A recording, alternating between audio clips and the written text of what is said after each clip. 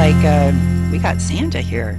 Santa came to visit us, everybody, and he's got some really good information on how to use the influence that Santa has to help help our kids eat healthier, and that's a pretty special gift, I think. So I don't want to take another minute away. So Santa, hey, welcome to Smart Health Talk. Hi, Elaine. How are you? Hey, I'm doing great. It's almost Christmas. Merry Christmas. Merry Christmas. Woo!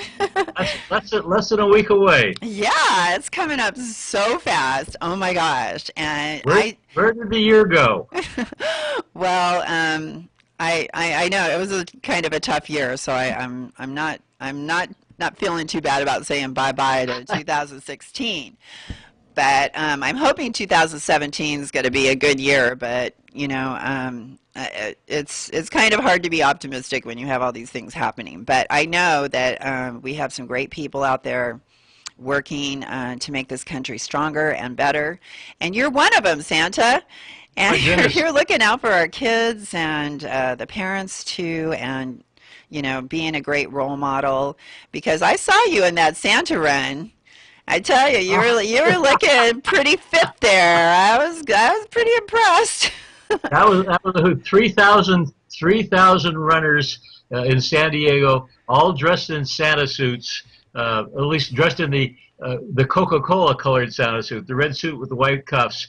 But it's just a sea of red, all running or walking or pushing carriers, having a wonderful time. It was great, and of course, several of us were running holding a big sign that says, "Eat real food." Hashtag Eat Real Food. That's our Twitter campaign.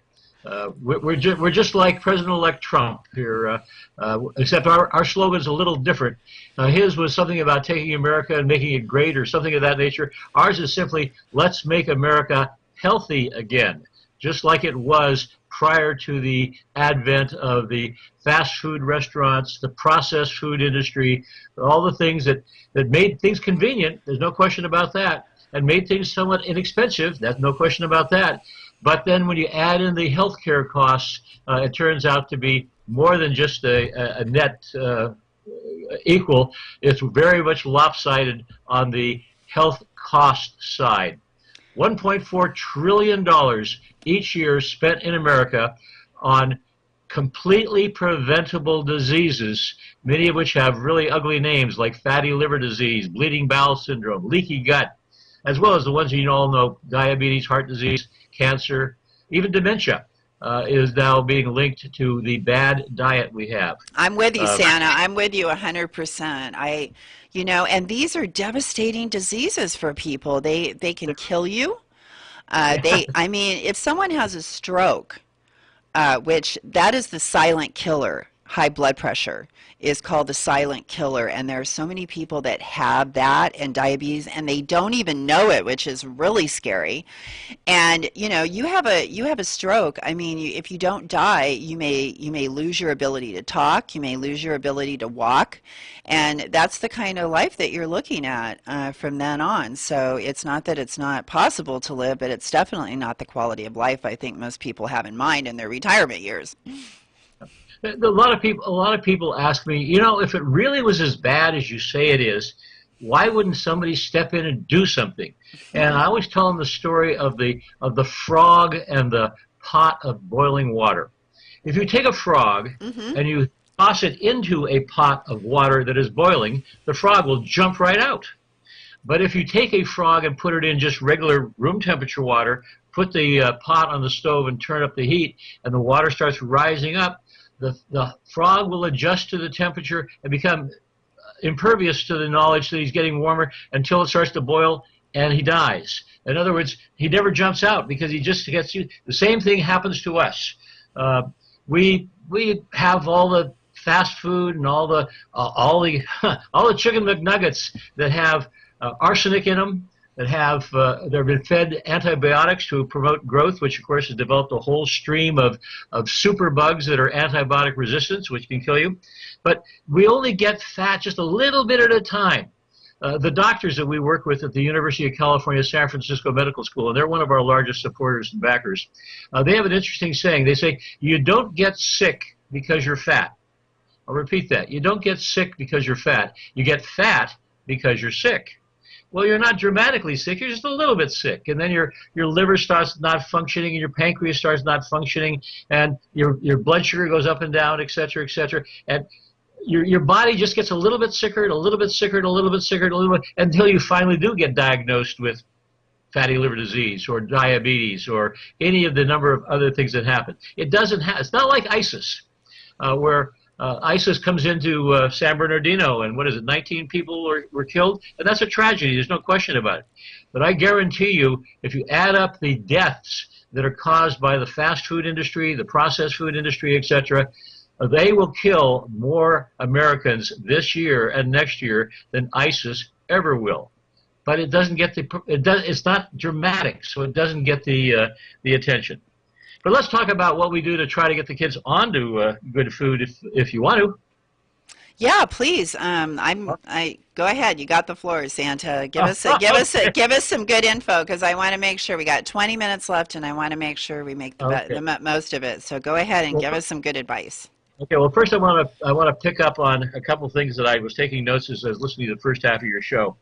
You talked about diabetes being a disease of the middle-aged adults, etc., and that used to be true.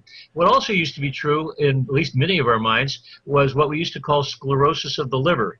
When I was a little boy, I'm 75 now, but when I was a teenager, I thought that was limited to 55-year-old old men alcoholics because of the amount of alcohol they drank, and I always thought it was due to the alcohol. Well, it turns out that it wasn't. It's due to the sugar. Now non-alcoholic fatty liver disease is the fastest growing ailment amongst kindergartners. Now the other alarm, I have not heard that. Well, that's because it's not dramatic. But here's one that's dramatic for you, and I hope it gets the attention of your listeners. The fastest growing demographic, the fastest growing group on the liver transplant waiting list is high school students. Fastest growing group on the liver transplant waiting list is high school students. And that's because by the time they get to high school, they've eaten so much sugar that their liver is basically dysfunctional. And they'll either have to take medication the rest of their life, and that goes to that unfulfilling life that you were talking about a minute ago, where you can cope with it through medication. The pharmaceutical industry loves it, but it's a miserable existence. Or you get a liver transplant. Now, interestingly enough, you can let your liver heal if you, in fact, avoid all types of sugar, both added sugar as well as natural sugar. It can be just as harmful. Yeah, the liver can regenerate, right? If you're committed. Over time, that's correct. In fact, the doctors at the University of California, San Francisco Medical School, and Dr. Robert Lustig, who is the leader of that group and their foundation, the Institute for Responsible Nutrition, did a study in the Oakland ghetto. I don't know if it's politically correct to call it the ghetto, but that's what it was. And they had primarily black and brown children over there who were eating a horrible, horrible diet because it was what we call a food desert. And so they went over and they spent, I think it was like 2 weeks, feeding them, and in a very measured experiment, feeding them the same calorie, in other words, the same crummy diet, but taking out all the sugar. Well, how'd they do that? Well, they fed them bagels that didn't have sugar in it instead of cinnamon buns and donuts and things of that nature. I'm told that the kids thought they were trying to kill them because they were eating all these strange things. They still had the same high calorie count. That stayed the same. Just the amount of sugar was basically cut off completely. They had improvements of up to 40% in 2 weeks of things like their blood pressure, their A1C, their blood sugar level average, their fatty liver improved, etc., in just 2 weeks, which shows that it can be regenerated. The other comment you talked about is how you like to sit on your couch and watch TV. Well, I would like to have all of your viewers and all of your listeners to sit on their couch this holiday season and watch TV. And what I want them to watch is a movie called Sugar Coated. It's by the same group of doctors at the University of California, San Francisco Medical School. It's on YouTube, Sugar Coated. And what it shows is the documentary of the conspiracy. And America loves conspiracy series. Well, here's a conspiracy. Here's a good one for you. Here's a good one for you, because it shows how the sugar industry, together with the pharmaceutical industry and the fast food industry, etc., knew to an absolute certainty that what they were doing in terms of all the added sugar was poisoning American kids, and they worked to cover it up. It's the parallel to where the tobacco industry, remember, they all sat there in front of Congress, all these heads of Lorillard and Philip lied Morris through their teeth. Lied through their teeth. And we know of no connection between smoking and lung cancer. Well, then people found what would be the equivalent of the emails, the documentation that, oh, yes, they did know, and they had deliberate programs to end it. They've done the same thing with the sugar industry. They found a sugar factory, if you will, I forget the city in Colorado, but it had gone out of business, and foolishly, for the sugar industry, they had donated all their files to, I believe it was the University of Colorado. It was one of the universities. And one of the researchers went in there and started pouring through it, and lo and behold, they found all of this documentation of how, oh yes, we know we're creating fatty liver disease. We know we're creating diabetes. We know we're doing this. Now, how are we going to cover that up? How are we going to confuse the public and create artificial news stories? Make fat the enemy. Make fat the enemy instead of sugar. Yeah. Oh, well, that's one of the things they did, yes. And just like Coca-Cola now has created a new foundation that says it's really not the 260% of the daily maximum allowance in a 20-ounce Coke. I'll repeat that one again in a minute. But it's not the overwhelming amount of sugar in a Coke that's creating the problem. It's the lack of exercise. Oh, yeah, that's what it is. I forget the name of the foundation. Well, that is part of the problem, but the sugar is also a big part of the problem, and sugar also takes away all your defenses for your immune system. I liken it as like sugar coming and saying, give me all your guns, and they disarm our immune system so they can't fight back for if invaders show up. And, that's really scary that all your defenses are gone and you're totally open to invasion. That's correct. In the last 3 years working with the doctors up there, I personally, and we pass this on to our Santas through training. We go to meetings of the different Santa clubs and make presentations, etc. We try to pass this on to everybody as much as we can. We appreciate shows like yours, which we'll rebroadcast to them, etc. But I'm trying to remember what the point was I was going to try to make. The sugar fact, industry. No. We've learned so much from the doctors, and not only that, you don't get sick because you're fat. You get fat because you're sick. The doctors have given us so many new ways to understand things, and one of my favorites is they talk about us as human beings as filters. They say, think of yourself as a filter. And what you put in your body to be filtered affects your organs. If you put in healthy, whole, real food, which has the vitamins and nutrients and the fiber that's necessary, then your organs happily process that. It's no difficult. But if you pour in the equivalent of pouring oil on the ground, if you pour in bad stuff, your organs can't handle it. And that's where your whole business about your defense system going down, your liver becoming overwhelmed, your pancreas getting overworked, just every type of disease is resulted from the fact that our bodies were designed to eat and process and filter, if you will, real food. And real food is simply whole, real food, like the type you get at farmers markets, etc. A lot of people talk about shopping the periphery of the supermarket, not going into the center where the processed food is. But, well, and not GMO food, which another study just came out that showed that GMOs are not real food, and that's how they got approved. They kept saying, that they were real. and they're not. And I love that you promote real food because people, a lot of the food people are eating, it's so highly processed. It's not in its original form, which is Right. perfect. And you get to issues like, I don't know how much time we have, but we're kind of wandering here, but that's kind 10 of fun to minutes. do. It's kind of fun to do at Christmas time. Wander a little bit. People say, well, but isn't whole real food more expensive?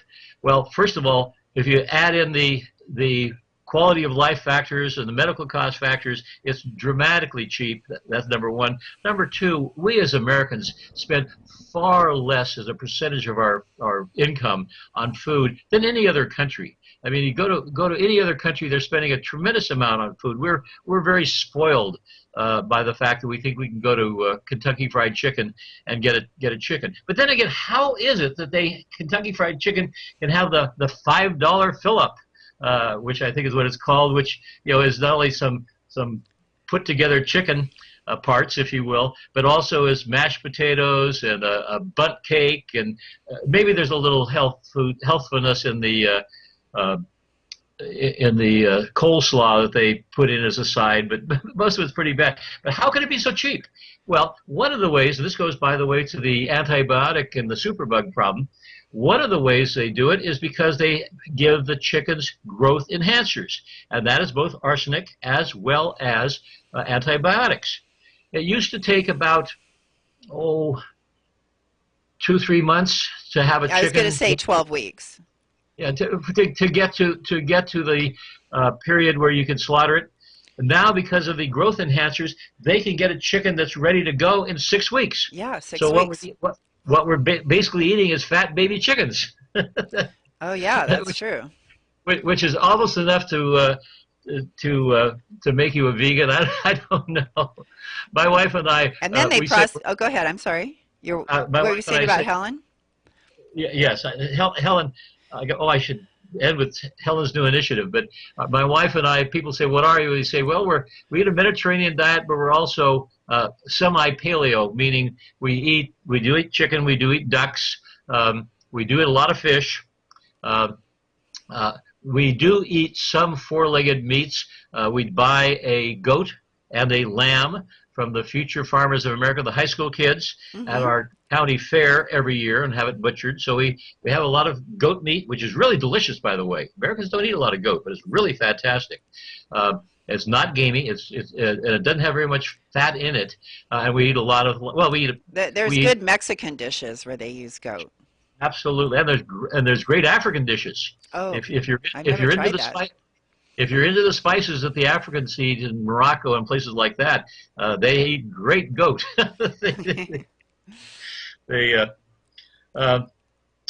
My last note that I took is you talk about 80% being if you are an obese baby or an obese baby or an obese 1, 2, 3-year-old, there's an 80% chance that you will be an obese adult, and that's correct. But that 80% rule also applies to what percentage gets sick. The doctors have concluded that 80% of the children who are overweight or obese will get a life-threatening disease, many of which, of course, are metabolic diseases, which is what fatty liver disease, diabetes, etc. is. But here's the kicker. 40% of the kids who look just as healthy as they can be, and they're skateboarding, and they're surfing, and they're playing basketball and soccer, they look just terrific, 40% of those will also get the same life-threatening disease, and that's because of all the junk that's in the processed food and all the goodness, the fiber and the nutrients that's been stripped out. So it's not just, I tell people, my group is called the Real Santas United to End Childhood Obesity. And they say, oh, that's great. I said, yeah, the interesting thing about it is that name is a lie, because we're really not the Real Santas United to End Childhood Obesity. We're really the Santas United to get all of the kids healthy. Unfortunately, Yeah. that slogan doesn't work. So in America, you got to package your cause in something that works. And to end childhood obesity works, so we're sticking with it. But our goal is to get the healthy-looking kids onto eating real food as much as the unhealthy-looking kids, etc. Before we lose time, I want to tell you about my wife's new initiative. We spent a tremendous amount of money traveling the state of California, and then we spent a fair amount of, we took 3 trips over to Arizona. We have 11 farmers markets in Arizona that really wanted to have a healthy, happy Santa in them this holiday season. We have no Santas in them because we went over and talked to the Santa groups, and for one reason or another, and I can tell you the reasons if we have time, but basically it was lifestyle and the money they can make being a mall Santa or a vet Santa, etc. Because at $5 to take a picture with Santa with your own camera, we don't make a lot of money in these farmers markets, but we do, in fact, get a lot accomplished as we not only give them our 3 food rule cards, and I don't know where my camera is, but we send them out. Can you see this? Yeah, I can. A little bit more towards your face. A little bit more towards my face. Yeah. Okay. There we go. Well, there you go. Well, this is called Try a Santa's Garden Bite here. We send the children out into after the food rules, which makes them get off the junk and the fast food. We send them out to have tastes of real food, and the farmers love cooperating with us, and they all have these little symbols. They're not the biggest, so the kids have to look for them. And the veggie farmers give them slices of raw bell peppers, gives them bits of broccoli, gives them bits of cauliflower. The kombucha lady, and I absolutely love her, also gives them bits of fermented cabbage, which is sauerkraut. And the kids, she's, by the way, called the TGIF. Thank goodness it's fermented, lady. Okay, I like that. Happy Pantry is the name. Happy Pantry is the name of the organization. And the kids drink the kombucha, which they've never tasted. Or eat the sauerkraut. Love it. And they turn around to their parents and say, "This is really good." And the parents almost fall over, thinking, "Oh my gosh, there's something beyond Cheetos and McDonald's and Slurpees soda.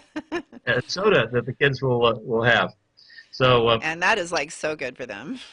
right. Anyway, we do get pushback from the fat Santas. I have to call them what they are. The fat Santas who say, Okay. you're killing the jolly in Santa." And I say, jolly is a matter of attitude, not girth. You don't have to be fat to be smart. One of the heads of one of the Arizona things stood up in the meeting and said, you're asking the impossible. You're asking, it's like asking a chain smoker to run an anti-smoking campaign. How can we run a healthy kids campaign? Well, I've got a Santa in one of the farmers markets. I have 7 Santas in 12 farmers markets here in San Diego County. And I've got one of them in the, not Hillcrest, in the, doesn't matter, in one of the San Diego farmers markets that's easily over 300 pounds. Well, the kids say, "You don't look anything like the picture on the food rule card." He says, "Well, I'm trying to, but more importantly, I don't want you to look like me. That's why you should eat real food." We accept Santas of any size and any religion into our group. All they have to do is have the passion to want to help the kids get healthy. 3 parts, food rule cards, get them off. Find the taste of real food. The garden bites is the 3rd. And then the 3rd, we have a big poster that tells mom about eating the rainbow and explains to mom what the nutritional value is represented by the different colors. Vegetables are different colors because all the reds have the same combination of vitamins and minerals. All the greens have the same combination. Some of them cure cancer. Some of them are antioxidants. Some of them are anti-inflammatory. The oranges are great for the eyesight, etc. And we say go out in the farmer's market, have your child select the vegetables of their favorite color, and then go home and teach them how to make those meals that won't destroy the nutrition and will enhance the taste. That's the essence of our program. But my wife has decided that she's not going to wait for the fat guys anymore. It's too hard. She is launching a Santa Nana program, and we would welcome you as a Santa Nana. Fully empowered women who can be lady Santas. Now we've had a lady Santa for the last 2 years. Got 1 minute. Okay, up in Sebastopol and in Santa Rosa, and the reception to her has been great. So now we're going to empower ladies to be full, not Mrs. Clauses, full-fledged Santa nanas, and they can be out in that farmer's market taking that picture, but also telling the kids about eating real food. That's going to be our So initiative. how do they sign up for that, Santa? We only have like a little bit over a minute, a little less than a minute here. Have them email us at Santa@sustainablesanta.com. That's Santa@sustainablesanta.com. Or well, let's see, or go to www.responsiblefoods,